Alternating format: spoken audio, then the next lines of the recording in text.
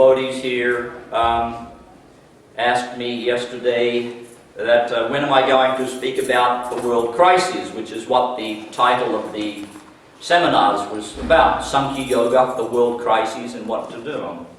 И вчера один преданный, он спросил меня, когда я буду говорить о мировом кризисе, потому что тема этого семинара Санkhya Йога, мировые кризисы и что делать. So, time is getting away from us because we only have today and tomorrow, apparently, for the seminars to go on. So, I'm going to sort of dive into the culmination or the conclusions that I wanted to talk to you about, which are the world crises and what to do. I want to start to do that today. И поскольку время летит очень быстро, у нас осталось всего 2 дня, сегодня и завтра, поэтому я собираюсь сегодня углубиться как раз в эту тему мировой кризис и что делать. So I'm going to start out by reading you 3 different quotes from Srila Prabhupada. Я начну с того, что прочитаю несколько цитат Шрилы Прабхупады. Here's the first quote. Первая цитата. Within another 50 years, everything will be finished. В ближайшие 50 лет все будет закончено. Now,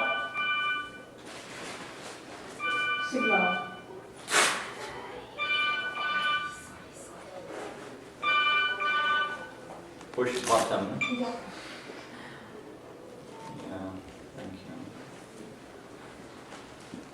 If you think about that statement, that is a very radical statement that Srila Prabhupada has made. And so, if you're a person like me, who has faith in what the Sampradaya Acharya's words are, that carries a great heavy weight in it. Если вы задумаетесь, то это достаточно тяжелое утверждение, но если у вас, как и во мне, есть вера в то, что говорят ачарьи, наши ачарьи, то тогда это утверждение принимает серьезный вес.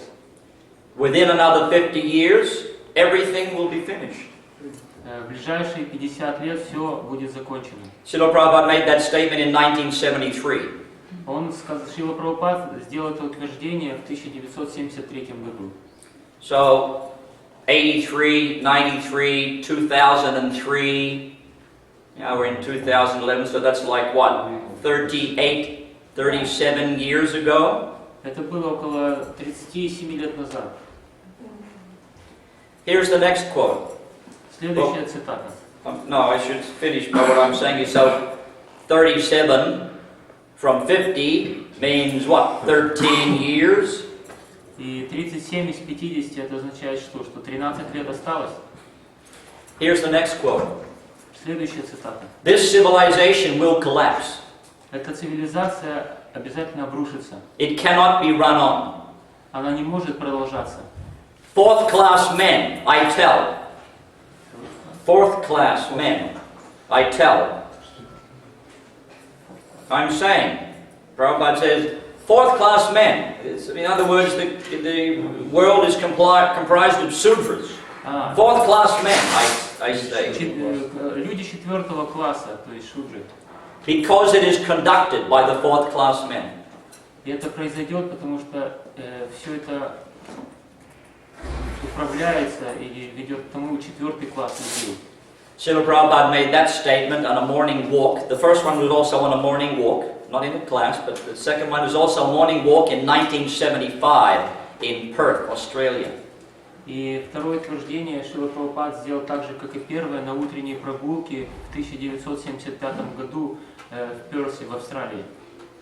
It just so happens, by the arrangement of Krishna, that I was living with Srila Prabhupada at that time. И так Кришна устроил, что в это время я как раз жил вместе со Шрилой Прабхупадой. There were 5 of us living with Srila Prabhupada on the west coast of Australia in a small city named Perth. Было 4 или 5 из нас, которые жили вместе со Шрилой Прабхупадой на западном побережье Австралии в Перте. During this same time that I was living with Srila Prabhupada, that's a long story, I won't get into the details of that right now, but it was the zenith of my life. Это, конечно же, длинная история, как это все случилось. Я это не буду сейчас рассказывать прямо сейчас об этом, но это было зенитом моей жизни. Because I felt that here I was as a Sishya living in the Gurukula, in the house of the Guru. Потому что это то время, когда я чувствовал себя шишьей или учеником, который живет в Гурукуле, в доме гуру.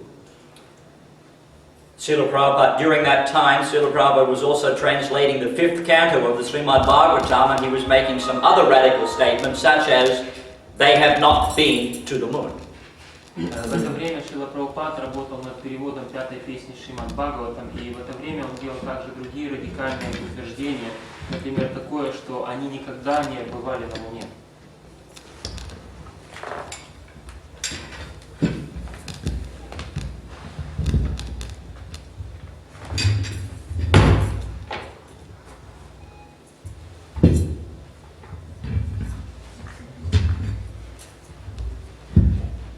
Yeah? Okay.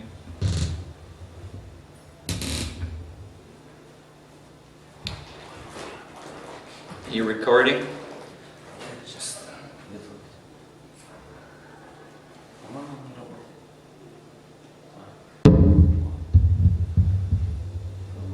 It's a little bit loud. Okay.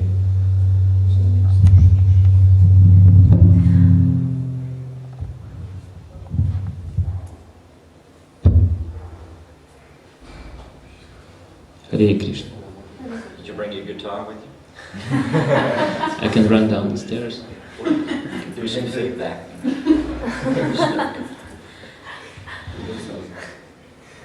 Here's the third quote from Srila Prabhupada. И вот третья цитата Шрилы Прабхупады. Civilization will collapse very soon. Цивилизация разрушится очень скоро. It will collapse. Она обязательно разрушится. Either you may bring this ism or that ism. Независимо от того, какой изм вы начнете практиковать. This civilization will collapse. Эта цивилизация разрушится. People will become mad, Люди сойдут с ума. being harassed in so many ways. Им будет причиняться так много беспокойств. So that position is coming. И это время приближается.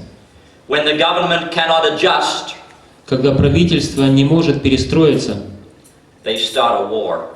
они начнут войну.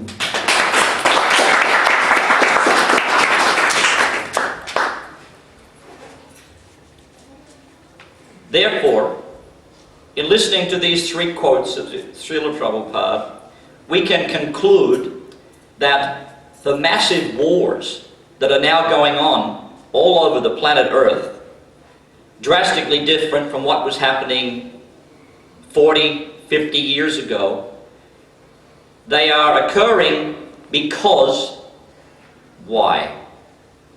И как мы можем увидеть, все вот эти массивные войны, которые сейчас происходят во многих точках, сейчас происходят, и это сильно отличается от той ситуации, что была 40 лет назад. И все это сейчас происходит. Почему, как вы думаете? Не смогло правительство перестроиться. That the government couldn't change, adjust. Yes, because the wars are occurring because civilization, as you all know it, as you've all grown up in it, is collapsing. Да, это все происходит, потому что та цивилизация, в которой вы все выросли, она постепенно начинает заваливаться. Therefore, in my previous talks, as you know, I've been referring to science and scientists and the Big Bang Theory and the way people have viewed the world. And I've also made the point that the resources of the world are limited. И также раньше, когда я говорил об ученых, об их видении и объяснении, как все устроено в этом мире, также я упоминал о том, что ресурсы этой земли ограничены. Now, if you remember, I quoted from the Sri Upanishad, which describes that not only the universe itself, but also the planet on which we live, the Earth planet, it is a complete whole, and it does have sufficient resources to maintain the various life forms that are existing on it. И как вы помните, я цитировал из Шри Шапанишат, и упоминалось о том, что Земля, она также является полным целым, которое содержит все необходимые механизмы и возможности для поддержания всех живых существ на ней. But, so if a person is living naturally, natural living or simple living, you know, we've been using that concept as well, we've been talking about that. If people engage in simple living and utilize the resources of the earth as they were designed and as they were instructed by Krishna, then the resources replenish themselves. И если человек действительно живет простой, естественной жизнью и использует ресурсы Земли в соответствии с тем, как они предназначены, чтобы их использовали, то, как создал сам Господь Кришна, тогда эти ресурсы, они постоянно возобновляются, восполняются. But if we have our own idea, as is evident since the beginning, at least, of the Industrial Revolution for the past 300 years, when they started to take coal and burn coal and make the steam engine, and then later on begin to extract oil from the earth and then natural gas, this is a misuse of the resources that God has naturally created within the planet.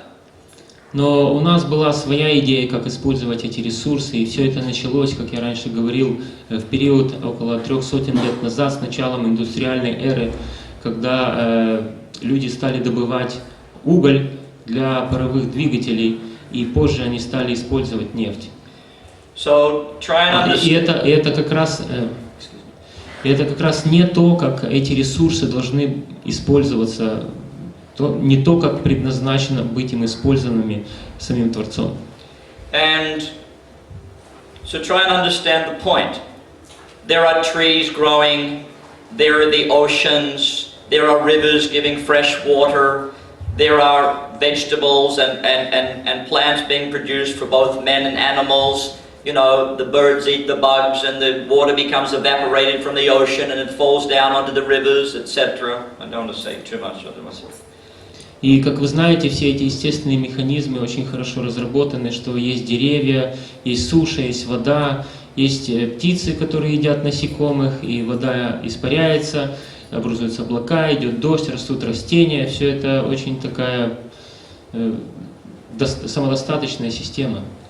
But when greedy, selfish, envious men who are atheistic, as I mentioned, because of the scientific revolution, because now there's no idea of God. Remember, the universe, there's no shell, there's nothing outside, the universe goes forever. So they figure we should exploit and take whatever we can for ourselves as much as possible. Но с того времени, когда началась вот эта индустриальная, то есть ученые начали продвигать такие идеи, что у Вселенной нет оболочки, и материальная Вселенная, она продолжается до бесконечности, поэтому за этой оболочкой, так как ее нет, нет и Бога. И поэтому вот эти ресурсы, все, которые мы имеем, мы можем попытаться выжать максимум из них для своего собственного наслаждения. And so if we think about it philosophically from the Shastra, Krishna explains that that's why he appears. Yada yada hi dharmasya glanir bhavati bharata. He comes to both re-establish the principles of religion and destroy the miscreants. И как мы знаем из Шастр, это как раз то, когда Кришна приходит. Там говорится, что он приходит, чтобы восстановить принципы религии и уничтожить негодяев. Because 5,000 years ago, if you read the Krishna book, the world was overburdened by envious kings who had very dominant militaries and who were trying to exploit the earth in so many different ways. Если вы почитаете «Источник вечного наслаждения», вы узнаете, что 5000 лет назад Земля была перегружена различного рода царями, которые обладали большими войсками и которые стремились эксплуатировать ресурсы Земли различным образом, разными путями. So that's also what's happening in today's society. These demonic rulers, I'm talking about the leaders of the various, most of the countries throughout the world, they are engaged with the very wealthy bankers in trying to exploit the resources of the earth and its inhabitants for their own personal aggrandizement. Это то, что и сейчас происходит, когда разные демонические лидеры в содружестве с банкирами, с богатыми банкирами, они пытаются использовать ресурсы этой земли, в том числе и населения, для своих каких-то личных эгоистических целей. So, at the time of Christ, which is about 2,000 years ago, it's estimated that there were only about 300 million people worldwide. И во время Иисуса Христа, около 2000 лет назад, существует такая оценка, что на всей земле жило около 300 миллионов человек. Now, previously, another 3,000 years prior to that, at Krishna's time, we know that the populations were extremely huge because the battle of Kurukshetra itself, they were just Kshatriyas. It killed, 640 million people. Warriors, soldiers. Но еще 3000 лет до этого мы знаем из шастр, что население на земле было просто громадным, потому что только на битве при Курукшетре, в которой участвовали в основном кшатрии, воины, погибло 640 миллионов человек. I mean, the number of people killed in World War II was only 9 million. Количество людей, которые были убиты во Второй мировой войне, это только 9 million? Yeah. World War II? Yeah. Only Russians lost 20. Huh? Only Russians lost 20 officially, but unofficially so much more. In World War II? Yeah. Okay, 29 million. I wasn't counting Russia. Я на русских не рассчитывал, тогда 28 миллионов погибло. Anyway, it wasn't 640 million. То есть это не было 640 миллионов, цифра So была меньше. we know historically from the Bhagavatam and from the Puranas, from other literatures, that there was a much greater population living 5,000 years ago. And how are they able to live? Because life was simple and food was being produced.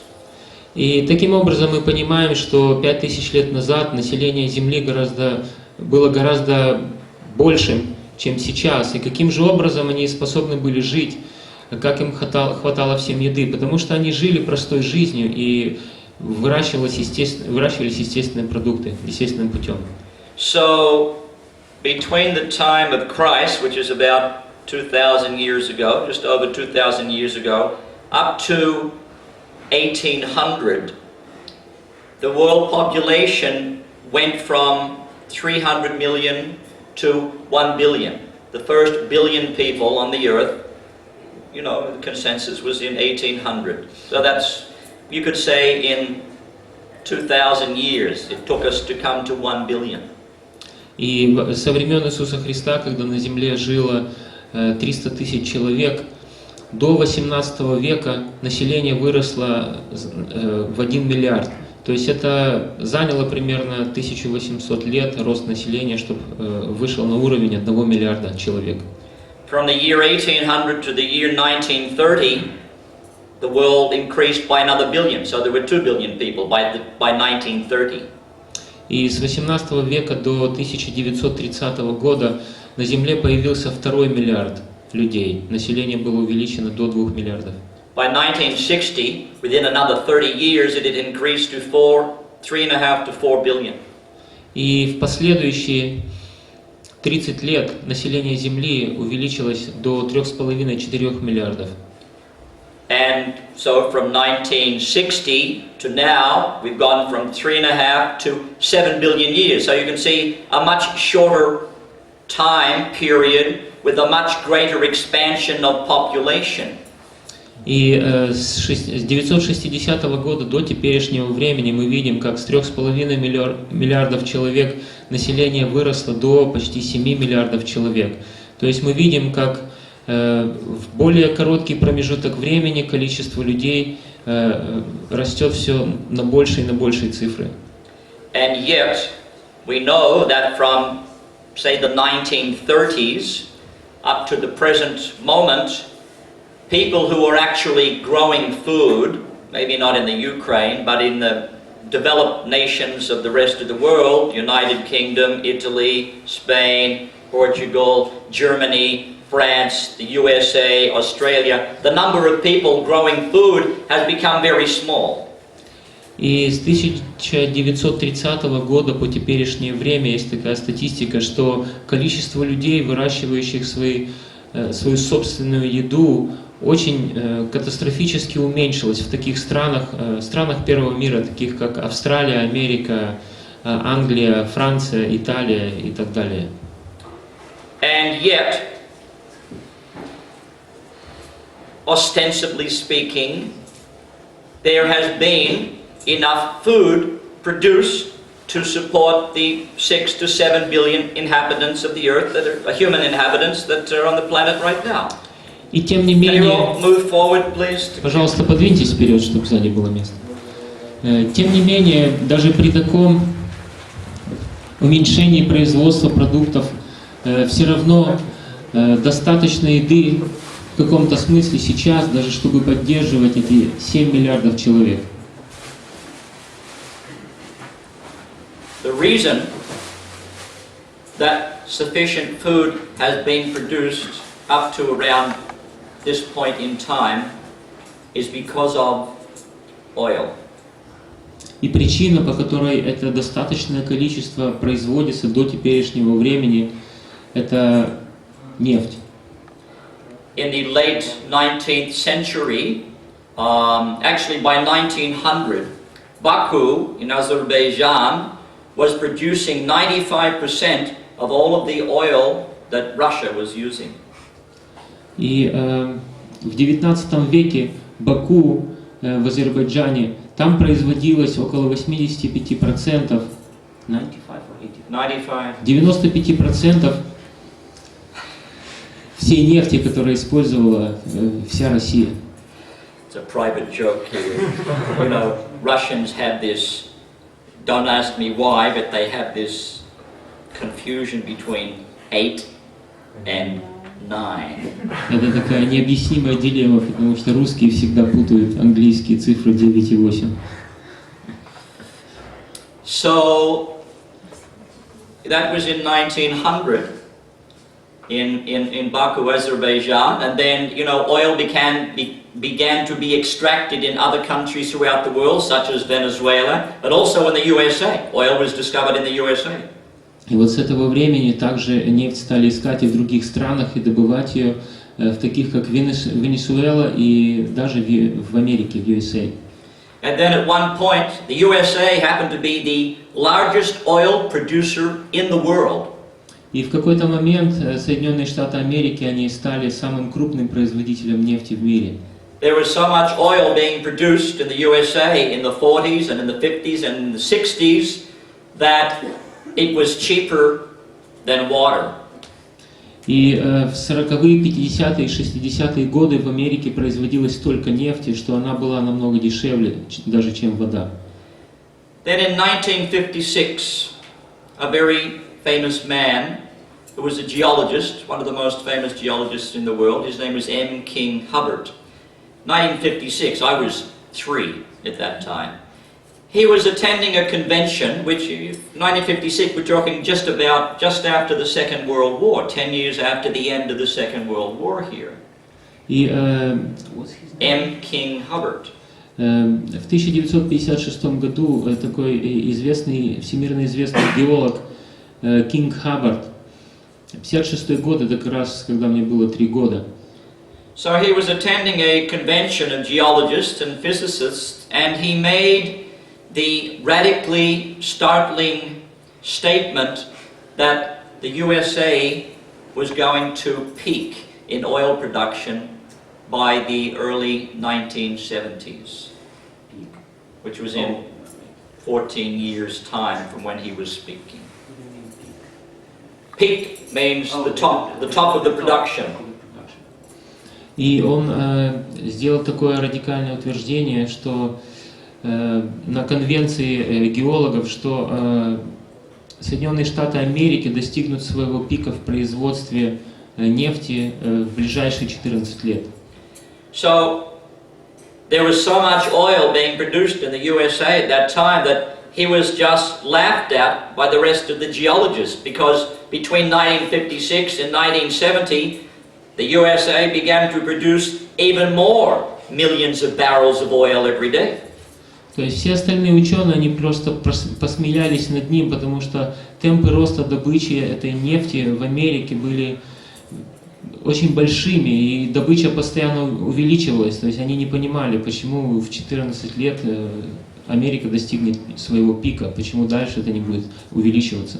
So it seemed, natural, logical to think this guy must be crazy, because, each year we find more oil deposits and we pump the oil out in greater quantities, so we're increasing in our millions of barrels of oil every single day.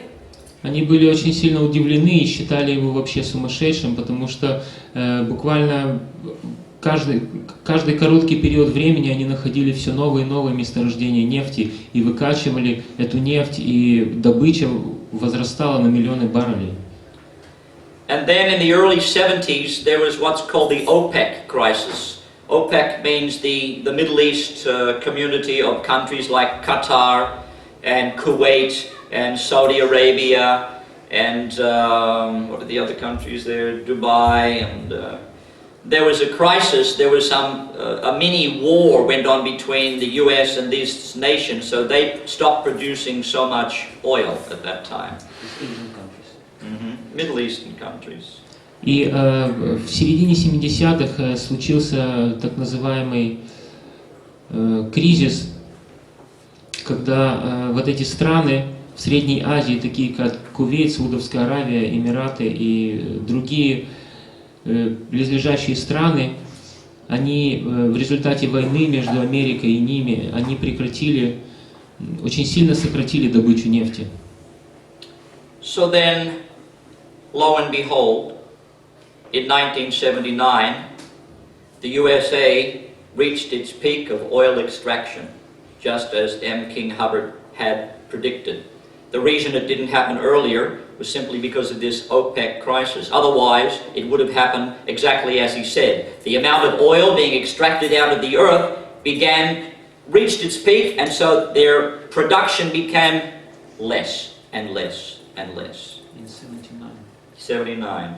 И как этот Кинг Хаббард говорил, что в 79 году так и случилось, что добыча нефти в Соединенных Штатах достигла своего пика и после этого стала снижаться. Now, what does oil have to do with Krishna consciousness? И теперь, что же вот эта вся нефть имеет общего с сознанием Кришны? Why are we sitting here talking about oil and gas and electricity? Почему мы сейчас здесь сидим и говорим о нефти, газе, электричестве? Well, I hope that becomes apparent to you in these talks. Надеюсь, что это становится ясным вам в наших разговорах. Because a very large portion of the world's population, and specifically the Western developed nations, they depend on their food production because of oil and electricity, which is produced from oil and natural gas. Потому что большинство населения в развитых странах и во многих странах по миру, оно зависит в производстве продуктов питания от этой нефтяной промышленности, от электричества, и в том числе электричество его также производят из сжигания нефти. World food production is completely dependent on hydrocarbon or fossil fuels. Таким образом, мировое производство еды, оно полностью зависит от углеродов, от топлива углеродного. Now, I'm talking about, when I say the Western developed nations, we're talking about also, if you think about it, these are the most dominant militaries in the world. We're talking about the USA, which is the dominant country in the world. Why is it dominant? Because of its military power. Otherwise, who's going to listen to a guy with a shovel and a, pitchfork? It's only because we can blow you to smithereens, and therefore, we demand that you do this, and we demand that you do that, and we demand that Iraq should be a democratic nation, etc. И когда мы говорим о развитых, особенно эта зависимость сильно видна в развитых странах. И что же такое развитые страны? Что является атрибутом развитой страны? Это очень сильная армия. И какая самая сильная армия в мире и доминирующая страна, это, конечно же, Америка. Поэтому Америка имеет самую сильную армию, и поэтому она способна диктовать другим и говорить им, что им делать, как им жить, и что в Ираке нужно насаждать демократию и тому подобные вещи. И люди прислушиваются, потому что иначе кто бы стал слушать просто какого-то дядьку, который стоит с лопатой или с вилами. So, the way we live in the USA and Australia and the UK and Italy and France and Germany and Scandinavia, etc., is because the food production is all produced from oil and natural gas and electricity. И это то, как живут вот эти страны первого мира, Англия, Европа, Франция, Италия, Австралия, скандинавские страны, Америки. Таким образом, что основная вся еда фактически производится при помощи использования нефти. Of course, in this country, you know, you have your babushkas out on the road selling their raspberries and their butternut squash, etc. But there are also huge tracts of land which babushkas are not growing their stuff on. They're being, the things that are being growing on there, which are mainly sunflower seeds, I guess, they are being planted by oil-driven machines. Конечно же, у вас здесь на Украине есть все эти бабушки, которые вдоль дороги выносят и продают разные продукты своих огородов. Это все, конечно, хорошо. Но также вдоль дорог можно видеть огромные куски земли, поля, которые засеяны разными культурами, в основном, как я видел здесь, подсолнечником. И бабушки, они, конечно же, не обрабатывают все это. Это все обрабатывается машинами, которые работают на нефти. So for the past 60 or 80 years, these oil-driven machines are what has been used to plow the ground. И на протяжении последних 60 лет как раз эти машины, они и используются для того, чтобы пахать землю. And then we use oil-driven machines to plant all of the seeds in those, you know, millions of acres of wheat and soybeans and vegetables, etc. И также эти же машины, работающие на нефти, используются для того, чтобы засаживать все эти миллионы гектаров земли разными культурами, соей и тому подобными, бобами, и пшеницей. That land is also fertilized by natural gas. These chemical fertilizers mainly come from the production of natural gas. И также эта почва, она удобряется химикатами, удобрениями, которые производят из газа. Then, because the rain doesn't come regularly, it's irrigated also by oil-driven machines that pump water up from the earth because it's not raining sufficiently and irrigate these huge areas, millions and millions of acres of land. И также из-за того, что недостаточно дождя, полив также происходит с помощью этих машин, работающих на нефти, которые выкачивают землю из-под земли и разливают ее по всем этим миллионам гектаров полей. And then it's sprayed with pesticides, which are also produced from oil. И затем их также опрыскивают от паразитов пестицидами, которые эти пестициды также производятся из нефти. Then it's harvested by oil-driven machines. И затем урожай собирается также машинами, которые работают You know what на I'm нефти. talking about? These gigantic combines that, you know, sweep and collect trillions of tons of corn and put it in their gigantic trucks and Вы знаете, oil-driven machines. Вы знаете, о чем я говорю, эти гигантские комбайны, которые едут, подрезают, все собирают, обмолачивают и ссыпают весь этот в огромные контейнеры, весь урожай.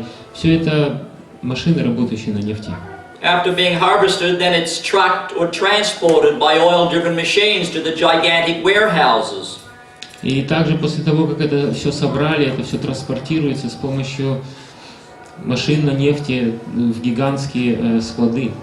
Then it's packed into, you know, smaller parts that can be shipped to the supermarket, run by oil-driven electricity that's packaged and then put in the trucks and takes to your supermarket or your shops. И также эти все огромные количества, они упаковываются в маленькие упаковки с помощью электричества, которое производится из нефти, и доставляются в супермаркет с помощью всех этих машин, которые работают на нефти. And then the supermarkets, which run on electricity, like your house, they refrigerate that stuff using electricity, which is produced from natural oil, and then, if you're in the USA, you get in your car, run on oil, to drive to the supermarket, where all of the food is being produced by oil, to buy your cornflakes, or whatever. И когда вы попадаете в супермаркет, супермаркет складывает эти продукты, чтобы они не портились в холодильнике, которые работают на электричестве. Это электричество вырабатывается из нефти, и вы садитесь в свою машину, которая ездит также на нефти, отправляетесь в этот супермаркет, который работает на нефти, чтобы купить свои кукурузные хлопья, например. And then, of course, if you live in the USA, your house may be here, and 2 houses down may be the supermarket, but still, you get in your car, you start your car, and you drive to the supermarket, you put your stuff in the trunk, and then you drive back. И если вы живете в Америке, это часто практикуется, даже если супермаркет находится через 2 соседних дома, вы все равно садитесь в свою машину, заводите этот двигатель, едете за угол, складываете все в багажник и приезжаете, разгружаете.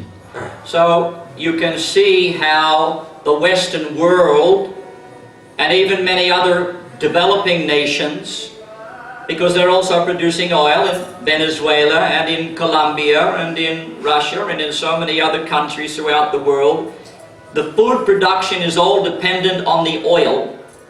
Итак, вы можете видеть, как во многих странах первого мира и также в таких странах, как Венесуэла и тому подобных, которые добывают нефть, производство продуктов зависит полностью от добычи нефти. Just like this computer here, it takes 10 times the amount of fossil fuels, in 10 times the weight of fossil fuels just to produce this computer. И как, например, этот компьютер, который находится здесь, чтобы произвести его, требуется в 10 раз больше жидкого топлива. It takes 630 times the amount of fossil fuels to produce the chip that's used, the weight. 630 times the weight of the chip just to produce the chip in fossil fuels. 630. И чтобы просто произвести эту микросхему, на которой работает этот компьютер, используется топливо в 630 раз больше по весу, чем весит сама эта микросхема. So basically, mathematically, it takes, we're utilizing 10 calories of fossil fuels, hydrocarbon fuels, to produce 1 calorie of food that we consume.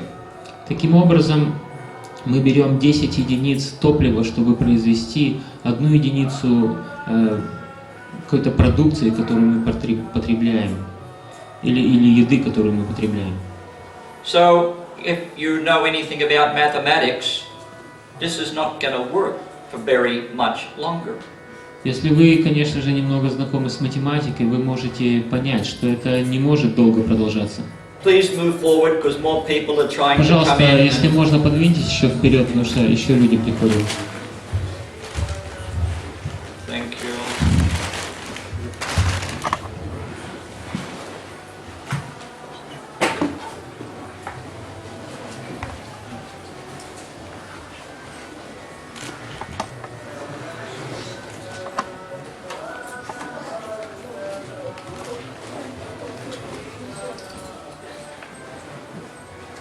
I'm talking through a microphone here today, and we're recording on a video camera. We're using a computer, and we're recording on a computer over here. And all of these things are being run on electricity, which is produced from oil and natural gas.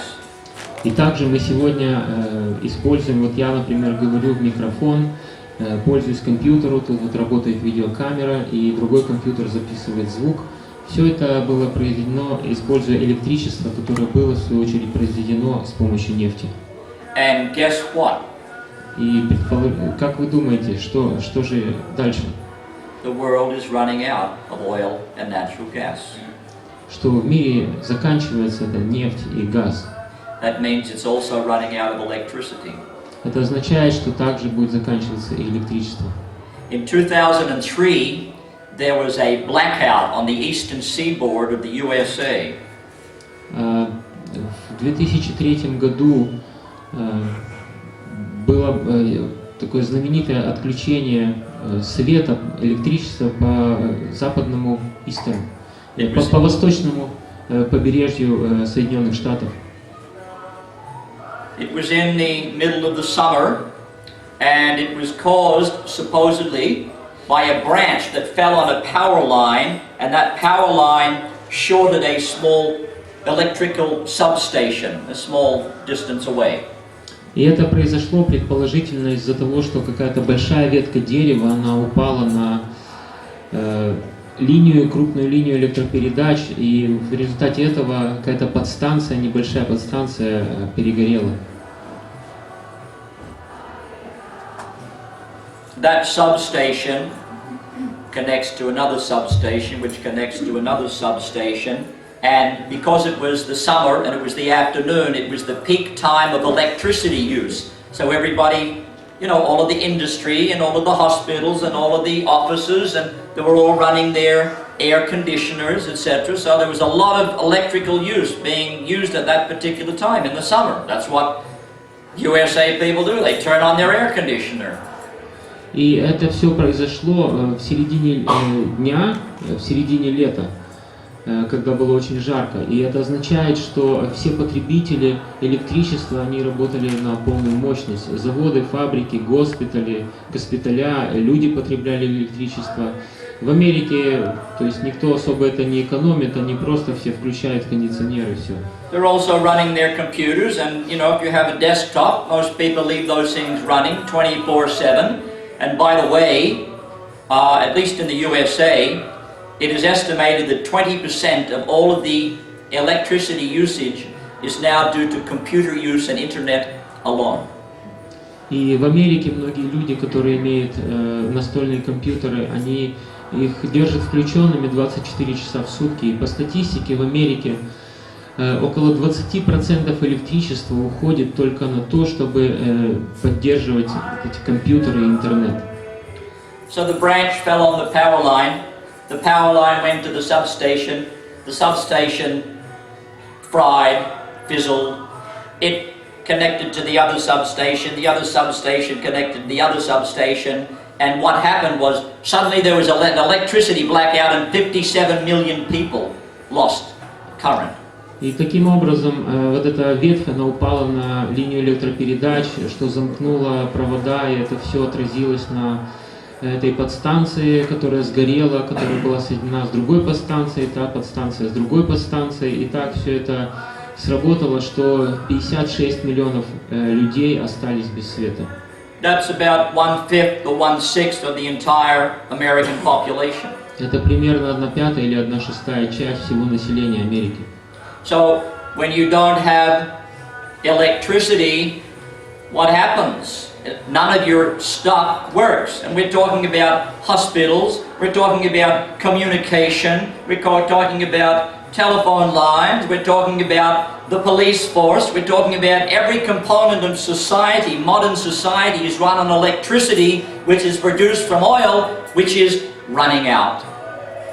И что же это означает, что когда нет электричества? Это означает, что многие компоненты этого общества, в котором мы живем сейчас, они просто перестают функционировать, работать, такие как госпитали, связь, полиция, телефон и все остальное. И все это полностью зависит от электричества, которое производится из нефти, которое заканчивается. Therefore, I told you yesterday or the day before that the wars that are going on, as I mentioned here today, because many of you were not here in the beginning of the lecture, the wars that are going on throughout the world are not because of terrorists. They are resource wars. They are fighting for the last remaining deposits of oil and gas to run their civilizations.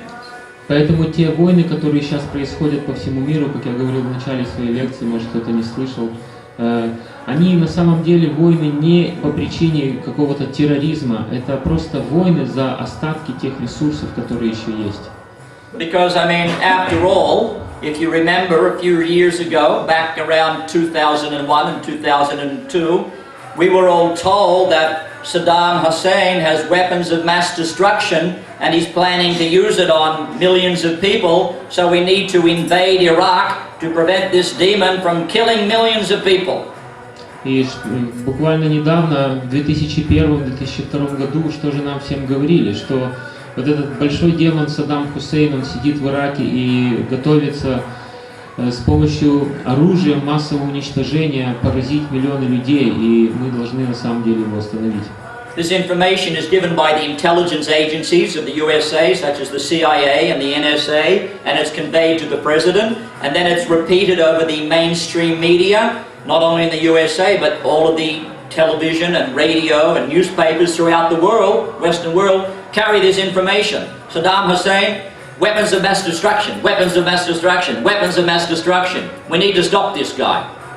И эта информация, она пришла из каких-то внешних разведывательных источников, из ЦРУ, она пришла к президенту и была транслирована по всем источникам массовой информации, не только в Соединенных Штатах, но и по всему миру, что Саддам Хусейн готовит оружие массового поражения, и это все муссировалось постоянно в средствах массовой информации, что мы должны его остановить, мы должны его остановить. This is how many weapons of mass destruction were found in Iraq. Вот это примерно то количество, которое поместится между двух пальцев оружия массового уничтожения, которое было в действительности найдено в Ираке. It was all bullshit, sorry, I'm using that term, but bullshit is holy. I should use something much like pig stuff. It's all lies. They invaded Iraq because Iraq is one of the main areas in the Caspian Sea area that has large oil deposits. Но все это было просто откровенным враньем и ничем более. На самом деле Ирак, он имеет доступ к самым большим ресурсам нефти в районе Каспийского моря. And yet this advertising is there, that there are these groups, you know, being run by some guy who lives in Afghanistan in a cave, who's moving his mouse and destroying the World Trade Centers. Terrorism throughout the world. Terrorists, terrorists, terrorists. How many times have you heard it on television and radio? И тем не менее, вот эта вся нескончаемая реклама этого всего терроризма, что сидит в Афганистане какой-то парень и там с помощью своего компьютера и мышки нажимает кнопку и уничтожает, теракты организует то там, то сям, уничтожает людей. И все это так много со всех средств массовой информации вбивается вам в голову. Сколько раз вы все это слышали? Terrorism is the new communism for the Western world. И терроризм на самом деле является новым коммунизмом для западного мира. Because previously it was you guys, you were all the communists, and we have to be worried about you because you were going to take over the world and, you know, destroy everything. Потому что раньше коммунисты это были коммунисты, то есть вы, ребята, мы должны были бояться вас, и чтобы вы не захватили весь мир и не поработили нас. Actually, the American Department of State, which has a website, had a statistic written there that between the years of 1980 and 1999, which is 20 years, the number of people killed by related terrorist activities, so it's not just when the so-called bomb goes off, but something related to terrorism, the number of people killed was 9,755 in 20 years.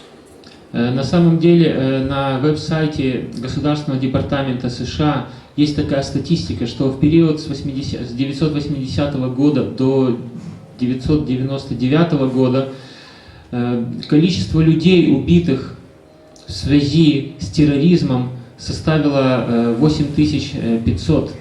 Сколько? 9000 опять.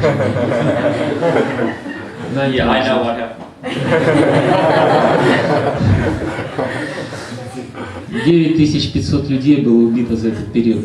10,000 people killed in 20 years. Do you know how many people die in the USA from car accidents every year? 40,000 every year. So 20 times 40 is what?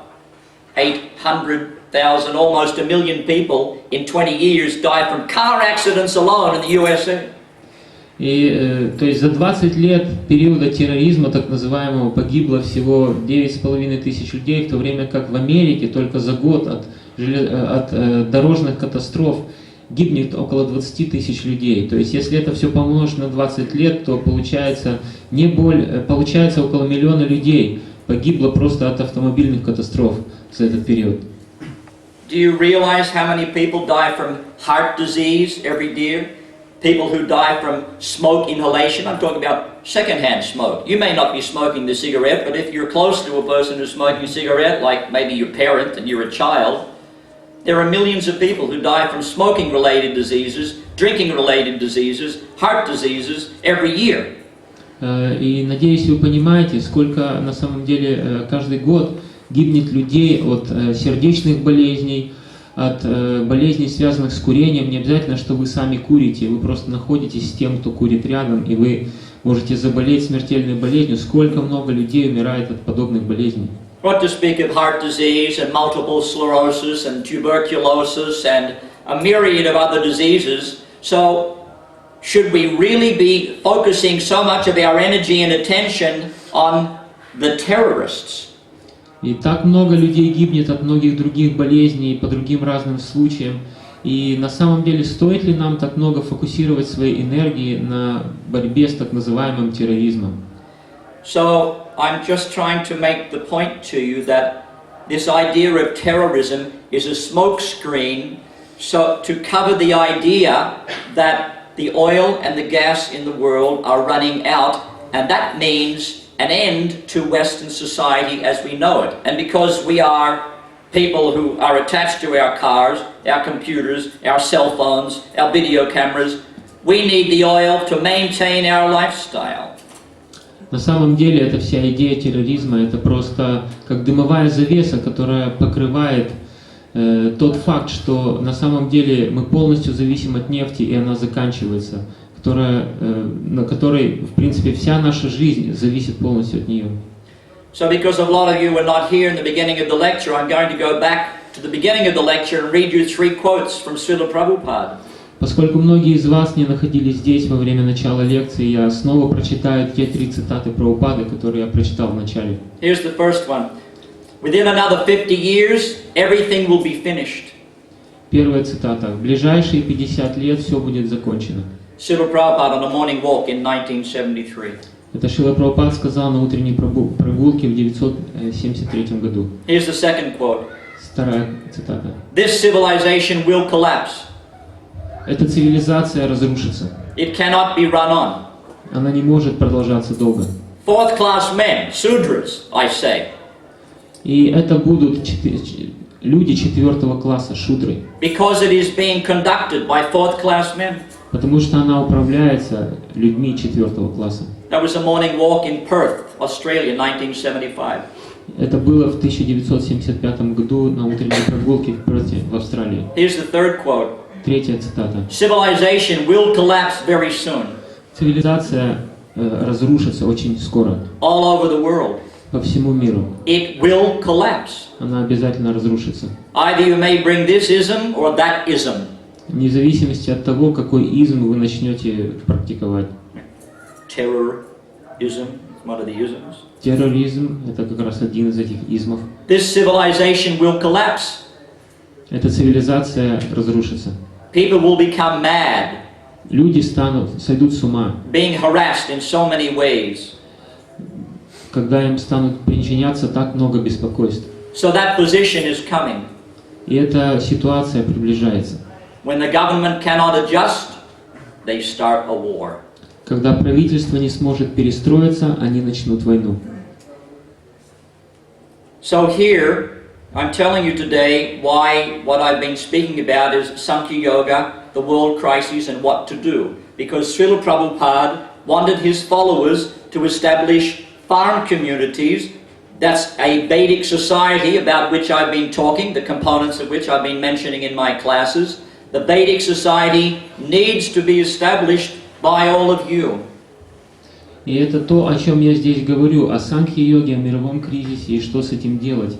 Чтобы показать, что Шрила Прабхупад на самом деле хотел, чтобы фермерские общины с ведическим устройством ведического общества начинали свое становление, и все это должно быть начатым именно вами. Because a Vedic society means simple living and high thinking. It means where man is not exploiting the resources of the earth, but he's utilizing whatever Krishna has provided on this planet to maintain the life in the way that they're supposed to be used. И простая жизнь и возвышенное мышление означает то, что человек использует ресурсы этой земли, которые Кришна ему дал, назначенным самим Кришной способом, то, как это и должно быть использовано для своего поддержания. For those of you who were here the other day, when there was a man sitting over here against the wall, and he asked, who is preventing people from utilizing alternative sources of energy? И также на прошлой лекции здесь сидел один человек около стены, который спросил, а кто мешает людям использовать альтернативные источники энергии? And I made the point that if cows are being slaughtered wholesale just to eat their meat, and the bulls as well, they're not being utilized to grow food, plow the land and give milk, then you have less bullshit.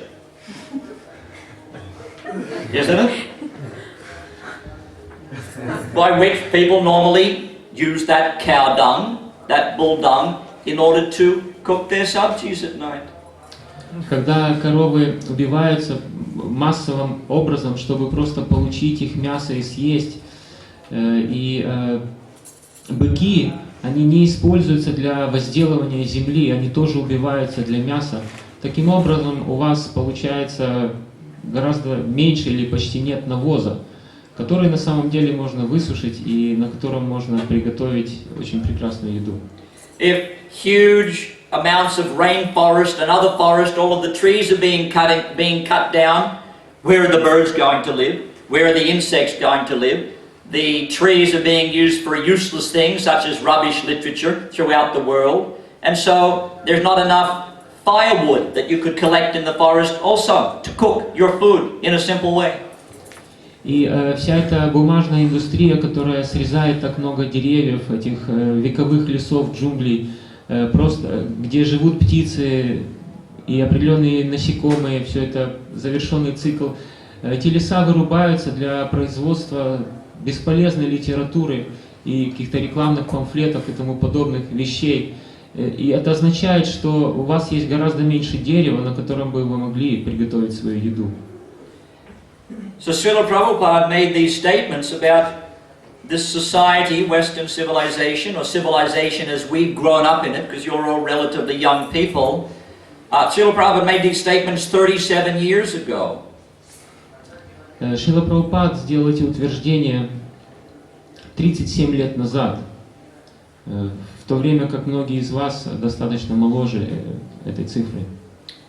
Now, if you are well read and up with the times, you will find that geologists and scientists throughout the world are now talking about this concept called peak oil. И сейчас многие ученые начинают говорить о концепции пика в добыче нефти, то есть самого высокого количества добытой нефти, что это все будет снижаться. In other words, they're confirming things that Srila Prabhupada said himself 37 years ago.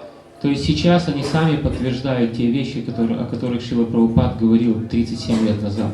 So this technological society in which we're living, in which everything runs on electricity, it's not going to last for very much longer. It's guaranteed. Mathematically, it's impossible. И то общество, которое полностью зависит от нефти, получается, что математически это гарантировано, что оно не может продолжаться долго. So you're starting to get an idea of why we need to establish a Vedic society where we grow our own food, protect cows, and live simply and think highly. И таким образом, получаете ли вы ту идею, почему мы должны выращивать свою собственную еду, защищать коров, практиковать простую жизнь и возвышенное мышление? Вы понимаете теперь, зачем это нужно? And this is why I told you in the very beginning of my talks that I was going to say that you should all be at Balabhadra Prabhu's seminars, because he didn't turn up, because he's actually living this simple life, simple living and high thinking lifestyle, because he's been engaged in protecting cows and bulls and growing food for the last more than 30 years. Это то, почему в начале своего семинара я сказал, что если бы сюда приехал Балабхадра Прабху, который должен был бы приехать, но по определенным причинам не смог этого сделать, я всех бы своих слушателей отправил бы на его семинар, по той причине, что он как раз тот человек, который своим примером показывает, как это можно сделать. In 2008, there was probably you're aware, there was a financial crisis throughout the world.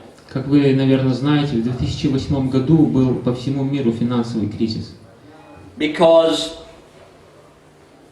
this is an artificial civilization, it's artificial money, and these, of course, paper is artificial in itself. It's not money, it's supposed to represent money, but people now think that paper is money. Somehow or other it has value. Это искусственная цивилизация, и в ней многие элементы искусственные, например, деньги, это просто бумага, которая, по идее, должна представлять деньги, то есть она не является деньгами самой по себе. The financial crisis was created because a number of banks, very large banks in the USA, suddenly collapsed. И этот кризис получился из-за того, что определенное количество очень крупных банков в Америке потерпели крах. Since that time, more and more banks had collapsed financially. И с этого времени все больше и большее количество банков обваливаются финансово. And I can tell you, factually, that it's going to get worse. The situation in the world, financially, and the job market, and people losing their houses, is only getting worse and worse and worse. И я могу вам сказать, что все это будет с каждым годом все хуже и хуже.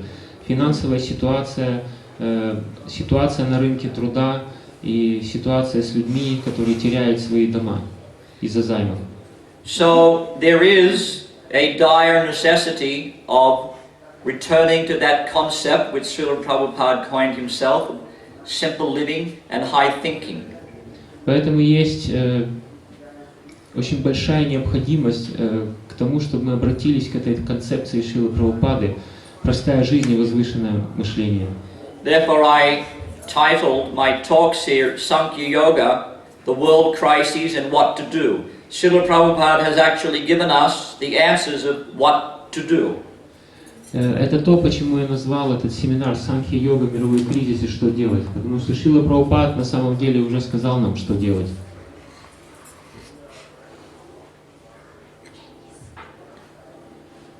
No idea what this means. So I'm going to stop now. I don't. How many? What's the time now? It's 20 more minutes. 20 more minutes only. So I'm going to ask the questions and comments in a minute, and I've got something written in double Dutch or Greek or something. I guess it's. Я сейчас остановлюсь и оставлю время для вопросов. Тут мне прислали послание, которое написано на голландском или на каком-то другом языке. Is this a question? Yes, this is a question. Not a criticism. Yes, not a criticism. Like I'm not taking criticism. I'm only taking Это questions. вопрос или критическое замечание, потому что я не принимаю критические замечания. You can write all your criticisms to my wife's email address and we'll get back to you later. Вы можете все свои критические замечания написать на email моей жены, и мы позже вам ответим. So what's the question, Paul? What should be the mood of Krishna's devotee if he is determined, if he is not determined or is not ready to get rid of city life? What should be whose mood? His mood, Yes, my mood, his- your mood? His mood. What? Well, it appears to me that he's already got his mood. Выглядит так, что уже его настроение Isn't it? утвердилось и так в нем. If you don't want to get rid of, okay, stay in the cities until it starts crumbling around you. You know, when the water can't be pumped through your pipes and when there's no more electricity, you know, for your stove to work, please stay there. It's your prerogative. You have free will. Если вы не готовы или по каким-то причинам не хотите, не можете оставить городскую жизнь, то, пожалуйста, это ваша свободная воля, вы можете оставаться в городе, пока там все не зашатается, пока вода не перестанет течь из трубы и еще что-то не придет в упадок. In this regard, I want to read you another quote from Srila Prabhupada. В этой связи я хочу вам прочитать еще одну цитату. This is in Шрилы Прабхупады. 1974, and I believe it was in Rome. Это в 1974 году в Риме. And Prabhupada was discussing with one of his GBCs named Bhagawan, and they were talking about, with Yogeshwar and Bhagawan, they were talking about a farm project. Это была дискуссия между Шрилой Прабхупадой и его учениками Йогешварой и Бхагаваном. Это дискуссия о создании фермы. So here's what Srila Prabhupada said. Вот что сказал Шрила Прабхупад. And therefore I'm asking, Поэтому я спрашиваю, potential is wonderful, so why are they not attracted to live on the farm? потенциально это очень прекрасно, это прекрасно, и почему же они не привлечены жизнью на ферме? To be self-independent and chant Hare Krishna. Чтобы быть независимыми и повторять Харе Кришна. That is our farm project. Это их фермерский проект. Our farm project is they should be satisfied with simple living. И этот проект состоит в том, что они должны быть удовлетворены простой жизнью. That is nice living. Это прекрасная жизнь. If you get milk, Если вы получаете if you get молоко, fruit, если вы получаете фрукты, if you get grain and open air, если вы выращиваете зерно на чистом воздухе, it is very healthy life. это очень здоровая жизнь. Why they should not be attracted? Почему бы им не быть привлеченными? So then Yogeshwar says to Prabhupada, it is still the beginning, and because it's the beginning, it is a little difficult sometimes. И Йогешвар ответил Прабхупаде, но все же это все равно только начало, и так как это начало, все кажется немного трудным. Prabhupada said, that may be, Прабхупад сказал, да, это может быть и так, but this should be our aim. но это должно быть нашей целью. We should not be attracted by the modern city life. Мы не должны быть привлечены современной городской жизнью. Who asked this question, by the way? Кто этот вопрос спросил? Руку поднимите. Gentleman at the back. So here's Prabhupada's answer. We should not be attracted by the modern city life. И вот тут Прабхупад отвечает, мы не должны быть привлечены современной городской жизнью, Simplified life. упрощенной жизнью. Save time and utilize for advancing in Krishna consciousness. Не, упростите свою жизнь, сберегите время и используйте его для сознания Кришны. That is perfect life. Вот это является совершенной жизнью. Just like Vrindavan. Как Вриндаван. Vrindavan life means agriculturist. Вриндаванская жизнь означает сельское хозяйство. Cowherd boys. Пастушки, мальчики-пастушки. Girls, cows, calves, tree, fruits. Девушки, телята, фрукты, деревья. This is Vrindavan. Вот это Вриндаван. Does this answer your question? Это отвечает на ваш вопрос. I mean, if you're attached to city life, which, you know, I can understand, most of us are, we need to start understanding that that's not good for us. We need to start moving our attention towards what is good for us. И да, я понимаю, привязанность такая есть, и многие из нас обладают этой привязанностью, но мы должны использовать разум и понять, куда мы должны пытаться переместить свою привязанность. Because if you know that winter is going to come, isn't the smart thing to gather firewood, you know, insulate your house, make your preserves, and prepare for the winter season? Isn't that the smart thing to do, or do you just sit there and wait for the snow to start falling? Если вы живете в сельской местности, разве это не разумно, что вы отправляетесь и заготавливаете дрова, пока вы можете, чтобы их приготовить на зиму, и чтобы вы могли зажечь огонь и сидеть в тепле? Разве это не разумно? Вы что, вместо этого будете просто сидеть и ждать, пока вам на голову будет падать снег? So the modern society in which we live, it is not going to collapse. It is collapsing as we sit here. И современное устройство, оно не то, что в будущем когда-то разрушится, оно уже разрушается в то время, как мы здесь с вами сидим. And we need to open our eyes and see that these things are recurring and start to make inroads, turn our direction towards what Srila Prabhupada and our Sampradaya Acharyas have told us. Simple living, high thinking, that is a Vedic society. И мы просто должны открыть глаза и заметить, что вокруг нас происходит, и начать двигаться к тем вещам, о которых говорил Шрила Прабхупад, к простой жизни и возвышенному мышлению, что является ведическим обществом. Does that make sense to you? Это имеет смысл? Yes, Prabhu. Шрила Прабхупада, это 7-й или 8-й песня, он пишет интересный такой факт, что когда приходит в упадок монархия, когда цари начинают наслаждаться, то есть, своим царством, то потом, получается, монарха свергают, приходит демократия. После демократии приходит тирания. И он пишет, что там дальше, что она долго не просуществует тирания. Но у меня вопрос по поводу этого. It should be a succinct question, not a mini lecture, okay? Лучше, да, то есть концентрированно так задавать, чтобы вы поняли.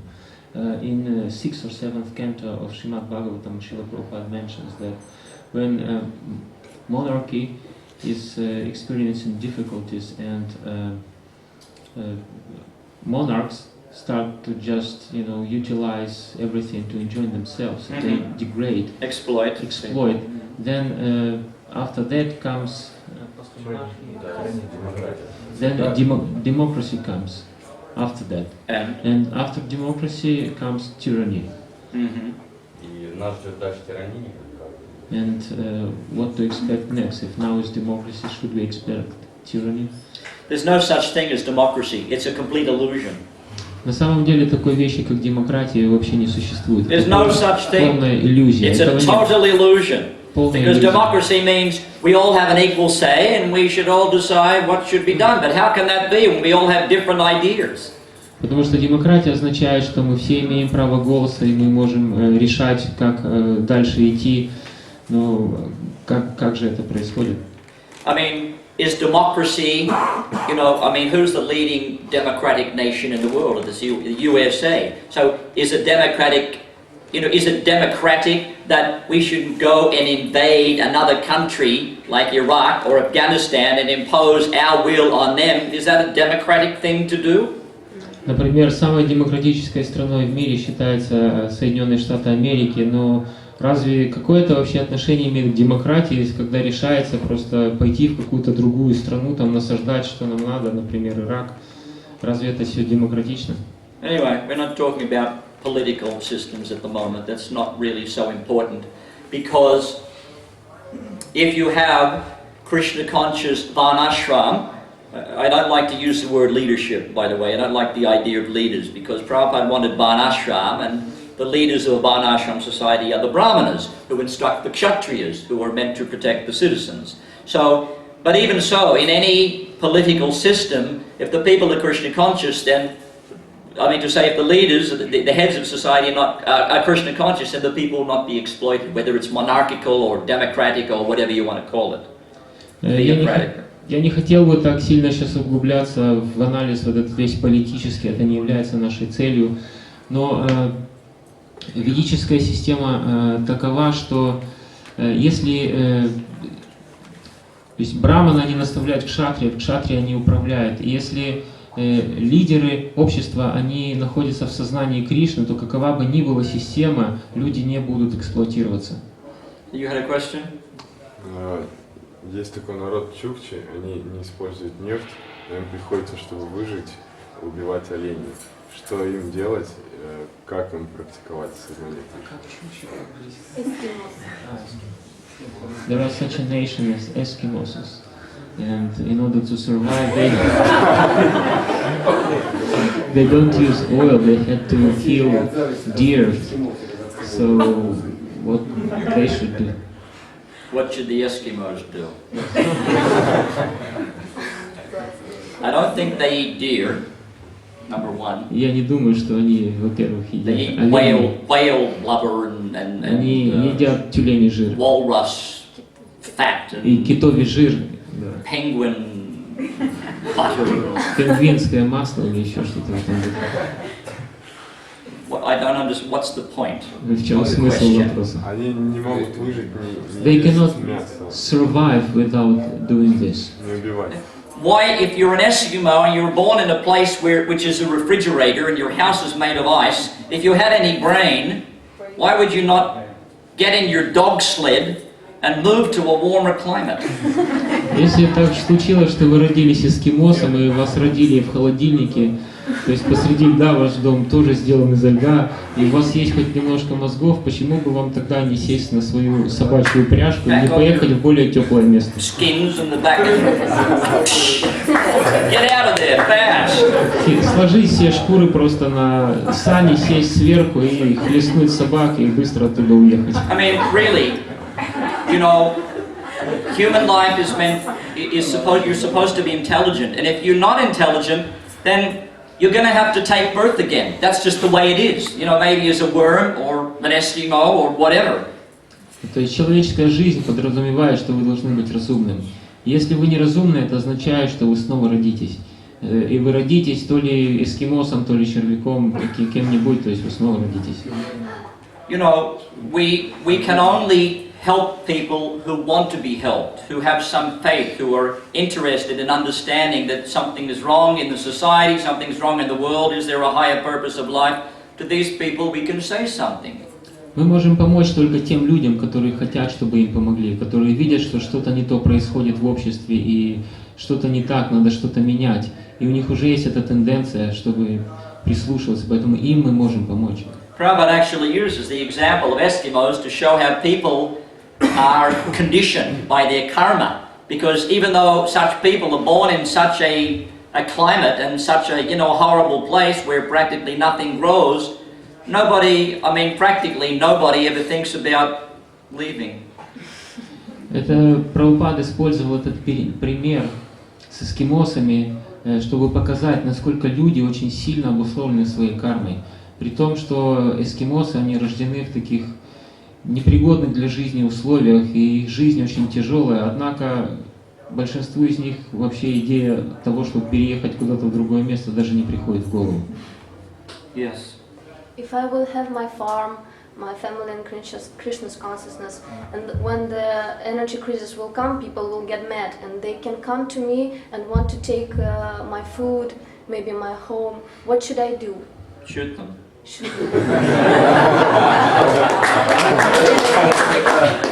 To protect my family, my...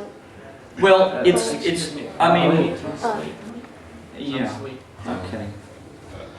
Если у меня есть ферма, и моя семья живет на ней, сознающая Кришну, и когда начнется кризис, эти все люди, о которых вы говорили, которые сойдут с ума, они придут, чтобы отобрать у меня все, еду и все остальное, что мне с ними делать?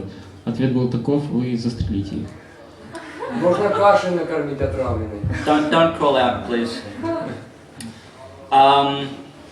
No, it's not going to happen suddenly like that. It's really a hypothetical scenario, because anybody who has any intelligence is going to realize, it's not going to happen suddenly. It's already happening. It's in the throes of happening. So anybody who's smart, if you don't have land, you want to go out to the country and say, hey, this guy's got land, maybe I can work for him and help grow the food and share in the produce.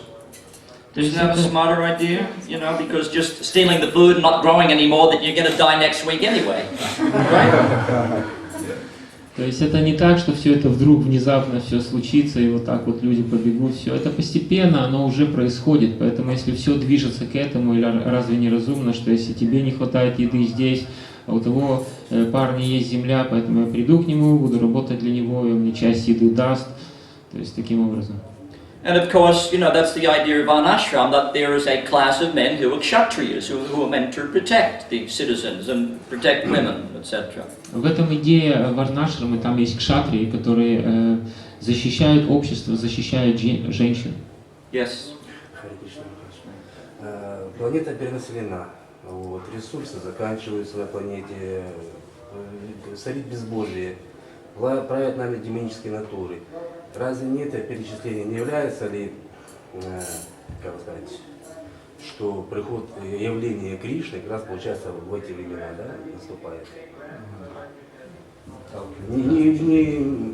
Make it concise. Please make your set questions very concise, because we're running out of time. Пожалуйста, попытайтесь сконцентрировать ваши вопросы, чтобы они были четкими. And Russians have a tendency to give many lectures, as opposed to asking questions. Я как заметил, у русских очень популярно давать вместо It is вопроса давать небольшую It лекцию. is my experience.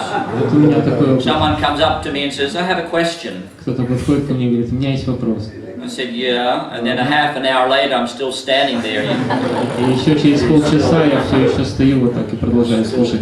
talking. Вопрос такой, не должен ли в это время Make it являться concise. Кришна? What's the Yes, question? such a heavy situation now on the planet as you described, Yes. resources running out and demonic leaders and everything. Mhm. So isn't that the situation when Krishna is supposed to come? Yes, it is. Да, как раз это и есть так. He's here. Он уже здесь. The Maharaj gave a lecture about him this morning. Махарадж давал лекцию о нем сегодня утром. He's called Sri Nama Prabhu. Его зовут Шри Нама Прабху. And we chant and worship him every day on our japa beads and in kirtan. That's Krishna. И мы поклоняемся ему каждый день и повторяем джапу о нем. Это все Кришна. So chant Hare Krishna, develop your brain substance and do what Srila Prabhupada has asked us to do, which is establish simple living and high thinking. Поэтому повторяйте Хари Кришна, развивайте свои мозги и делайте то, что говорил Шрила Прабхупад, то есть пытайтесь установить простую жизнь и возвышенное мышление. Don't just sit in your apartment waiting for a GBC mandate to come down that now we should move to the Bhagavad. You need to study Srila Prabhupada's books and become convinced of the knowledge yourself and act on it. Не ждите, пока сам GBC явится к вам и не скажет, что да, вы теперь должны переехать вот туда и начать жить простой жизнью. Вы должны сами читать, знать шастры, читать книги Шрилы Прабхупады и понимать, что вам нужно делать сейчас. Don't wait for somebody else. Не ждите кого-то другого. You have to have the determination and the perseverance yourself to do these things. У вас должна присутствовать решимость у самих делать это. And then if you don't have enough money, then you go with some like-minded people who have the same idea and get together, and maybe you can buy some small piece of land together and help each other like that. Be with like-minded devotees. Если у вас у самих недостаточно денег для этого или каких-то других ресурсов, вы объединяетесь с людьми, которые думают таким же образом, и, может быть, вы вместе можете купить небольшой кусочек земли и там что-то пытаться сделать. You understand? Понимаете? Another question. Да. У меня следующий вопрос. Сегодня в обществе, которое мы имеем, у нас нет кшатри, а случаи удачного, скажем, развития деревень вайшнавских, преданных, они есть по СНГ, но практически везде, когда они достигали какого-то уровня уже благоденствия там фактически, то есть они выходили на такой уровень, когда начинали завидовать, их просто уничтожали, под корень причем, полностью. Местные жители? Нет, не местная власть. Администрация, да. Это на Украине, в Латвии и в Казахстане, насколько я знаю, там мне преданы рассказывали. В России я не знаю просто поэтому. То есть практически везде. Вот так. Yeah, we have such experience when Vaishnavas they try to establish agricultural Vaishnava communities. There are some villages, and when they Vaishnava villages, when they reached a certain level of success, and they, these caused envy from other side, and all of them were extinguished by the administration of these, regions. So, and we don't have Vedic Kshatriyas now. Can we So what's the question? Вот в чем вопрос? That's an explanation. What's your question? Вы сказали развивать деревни, начали развивать, успешно добились успехов, уничтожили. Дальше что делать? As you said, we should try Вы to же учили, вы develop ответите, что нет? farms and practice all this, but they tried, they did that and they got extinguished. Move somewhere else. Переедьте куда-нибудь в другое Go место. somewhere where you can do it. Я сказал, что это было во всех регионах СНГ. Куда переехать? This В Америку happened, переехать. this happened in many areas in the CIS. In the In many please Причина don't можно всегда найти. Please don't talk and call out, because that's just chaos. Пожалуйста, не выкрикивайте, потому что это создает хаос. It happened This a happened number in of different times. areas of CIS, in many, according to him, in many areas of CIS. Okay, according to him, yeah. Where we should move to USA? He asked. Yes. I wouldn't move to the USA Я бы myself. не стал переезжать в Америку сам. Вот тут- But just because something fails the first time doesn't mean it's going to fail every time. That's the first point.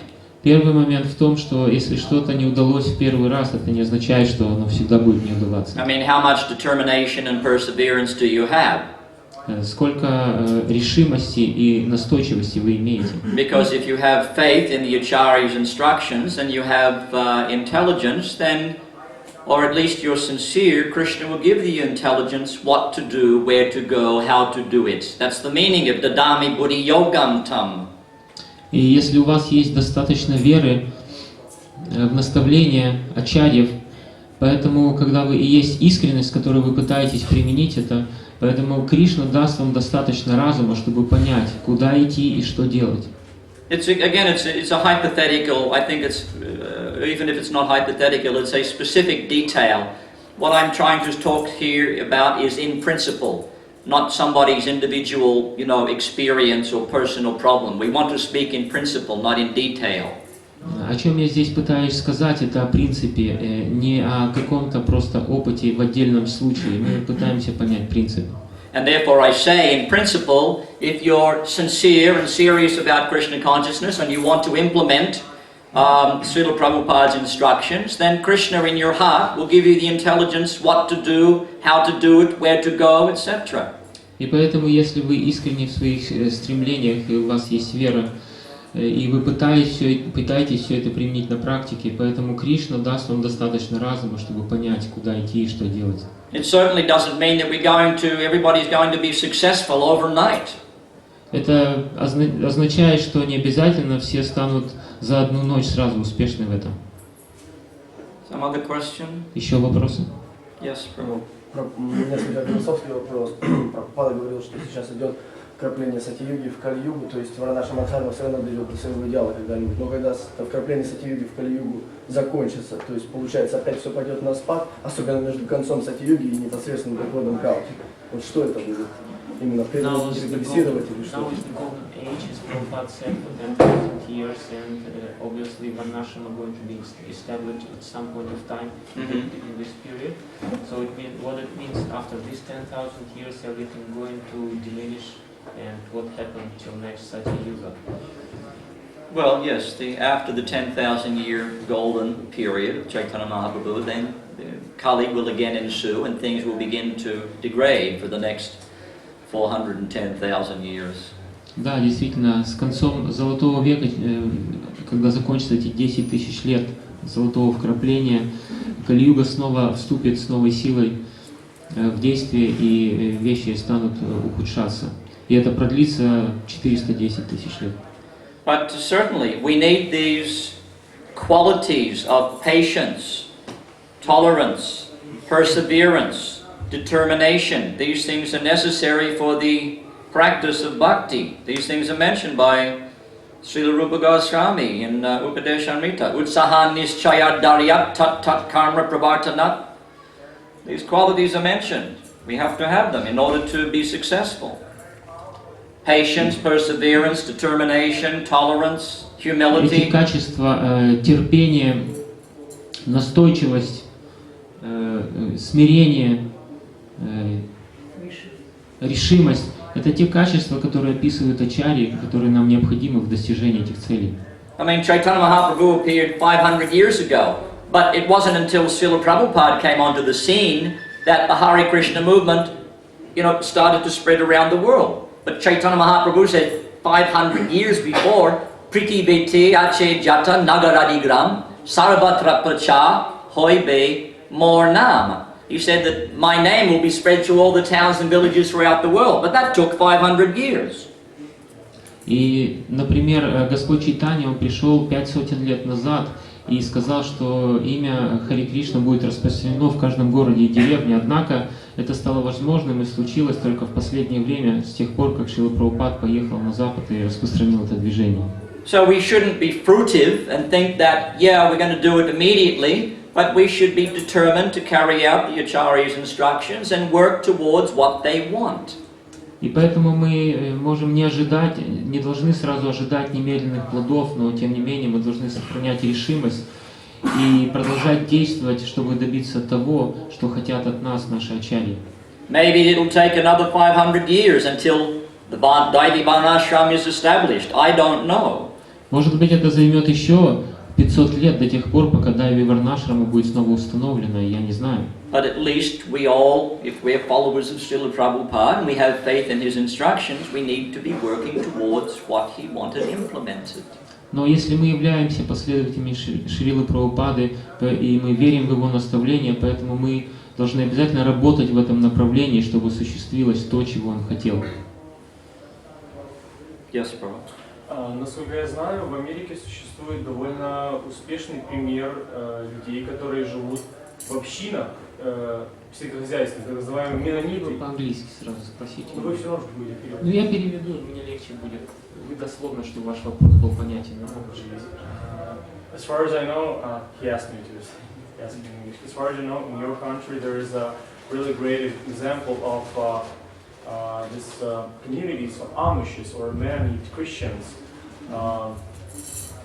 Have Srila Prabhupada seen them? What and do you know about them? What can we take from their experience? В Америке есть разные другие успешные достаточно сельскохозяйственные общины христиан или каких-то других течений. И знал ли об этом Шрила Прабхупад и что мы могли бы взять из их опыта? Yeah, they're not just Christians, they're Amish, they're called Amish. Амиши так и есть. And it is a fact, they're an incredible community because originally they come from the Netherlands, or the Dutch area, and they are Christian in nature, but basically they have not changed their lifestyle in hundreds of years. And they have a fully functioning community where people work together and they live relatively harmoniously. No cars, no electricity. Да, это очень удивительные общины, действительно. Эти люди, они являются выходцами из Голландии, которые приехали давным-давно в Америку, и они с тех пор действительно не сильно поменяли свой стиль жизни. Они являются такими очень устоявшимися, функционирующими обществами. Of course, they're not as good as because they do eat meat, so they raise their animals and they kill their animals. At least they don't maintain slaughterhouses, but they do eat cows, etc. So, and they don't have much philosophy. So, you know, we have so much more to offer the world, to offer ourselves, but we're not taking advantage of that right now. Эти общины, конечно же, в них, они едят мясо, они убивают коров, но, по крайней мере, у них нет скотобоя, но, тем не менее, они едят мясо и разные другие вещи делают, поэтому наша концепция, она гораздо более имеет предложить гораздо больше людям, но мы не пользуемся этим. Some other question? Еще вопросы? Objection? Возражения какие-то? За последние 30 лет население Земли увеличилось на 3,5 миллиарда человек. Откуда приходит такое большое количество живых существ в человеческой форме жизни? During the last 30 years, population of the Earth increased by 3.5 billion of people. And where all these souls, which are meant to, to be born in human bodies, where they come from? From other bodies. Из других тел.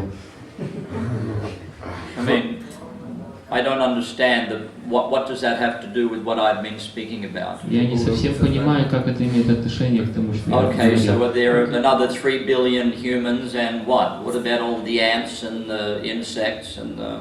Да, действительно, 3,5 миллиарда людей еще больше стало, но а как насчет насекомых, муравьев? Червей. Их стало меньше. We know that the living entities are transmigrating and... Да, душа, она трансмигрирует и так происходит. By the way, one important point that I forgot to mention, that I wanted to mention in my talk, is that What's that?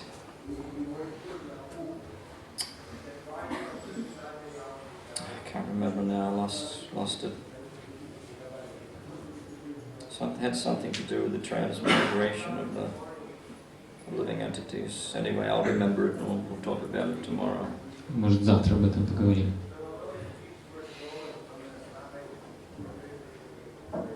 Anything else? Еще что-то? What's the time now? 5:25. What time Lila Sukha begins? 5:30? 5:30.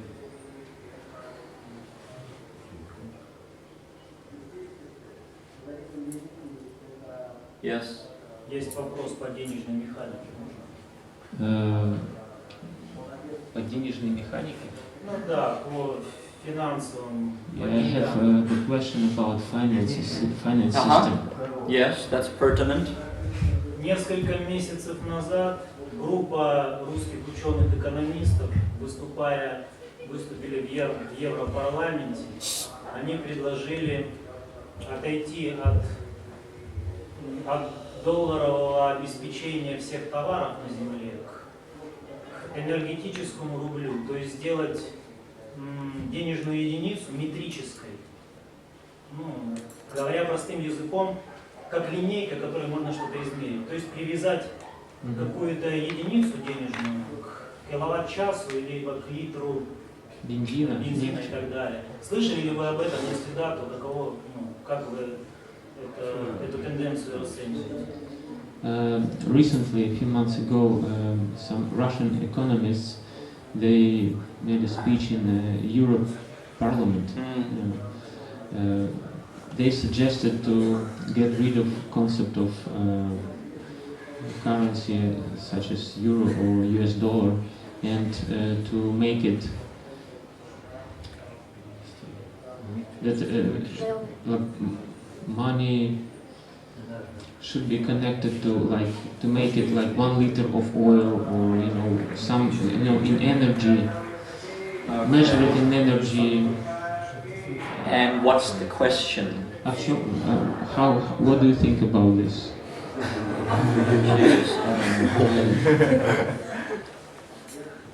The point to understand is that you're being cheated. Очень важно понять, что вы были обмануты. Paper is not money. Бумага — это не деньги.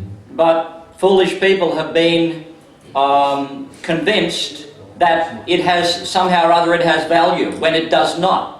Но глупые люди были убеждены в том, что на самом деле она имеет какую-то ценность, но на самом деле это не так. And the people who have convinced you that paper is valuable is the people who are stealing all the gold and silver, which actually has value. И те люди, которые убедили вас в том, что деньги имеют ценность, на самом деле они воруют все это серебро и золото, которое на самом деле имеет ценность. Because you have a paper system, that's how this inflation comes about. Из-за этой бумажной системы денежной это то, как появляется инфляция. And because you just keep printing more and more paper, and people think that the paper has value. Потому что они продолжают печатать все больше и больше бумаги, а люди думают, что эта бумага имеет какую-то ценность. Previously in society there were gold and silver coins. Раньше в обществе были золотые и серебряные монеты. And Hare Krishna, Prabhu, I'll finish now. Thank you for showing yourself. This paper is useless, and that's why we have the current financial crisis, which began in 2008 and which is getting worse and worse and worse throughout the world. Эта бумага, она бесполезна, это как раз то, почему мы сейчас имеем этот финансовый кризис, который начался в 2008 году и сейчас все больше и больше прогрессирует.